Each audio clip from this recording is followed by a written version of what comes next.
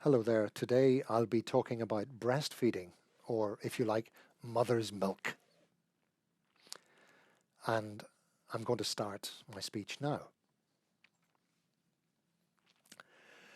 Imagine if scientists were to discover a drug which could reduce infant mortality around the world by, let's say, 15%. And imagine further that this drug would also make your infant more intelligent.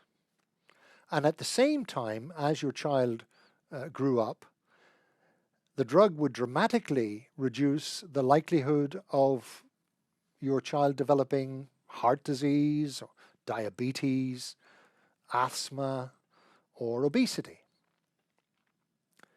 And then finally, if you will, imagine that this wonder drug was available free of charge.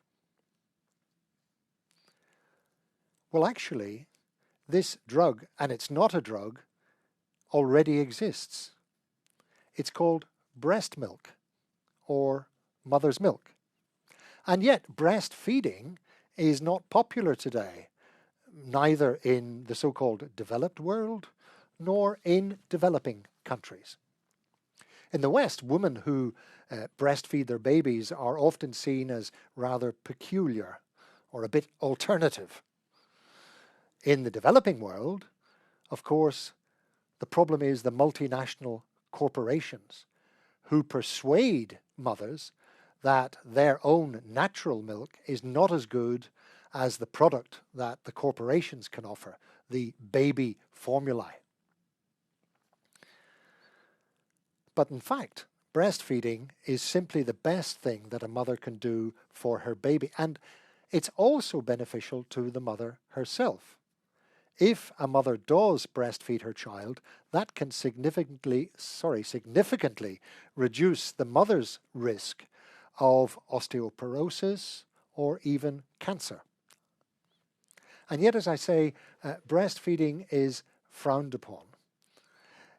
If we take the country where I come from, Britain, it has the worst record in the developed world, second only to Belgium, in fact, as far as breastfeeding goes.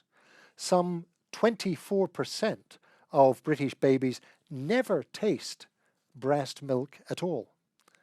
And by 6 months, a majority of them have shifted entirely to baby formula. Why is this?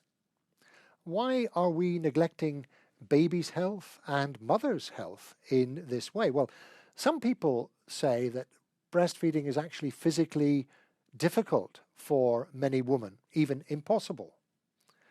That is simply not true. The WHO puts the number of women who have physical problems with breastfeeding as less than 1%. Other people argue that nowadays women prefer the so-called liberation of the bottle. It makes them freer. Well, in the UK, the Department of Health actually asked women about this. They carried out a survey, and it turns out that 90% of mothers who stopped breastfeeding at 6 weeks said that they would have liked to carry on. And 40% of those who stopped at 6 months said the same. In fact, the biggest reason given by most women for stopping breastfeeding and putting their baby on the bottle is their need to return to work. So what can be done about that? Well, for an answer to that question, we might look at the country where breastfeeding rates are extremely high, probably the highest in the world, still at 90% at 6 months. And that country is Norway.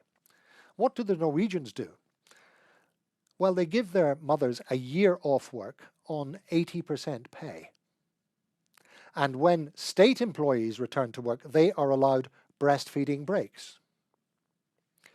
Of course, this costs some money up front, but the Norwegians say that it saves much more money further down the line. Because in the end, what do you end up with? You end up with a more intelligent, a healthier workforce that pays more tax and that puts less pressure on the health service.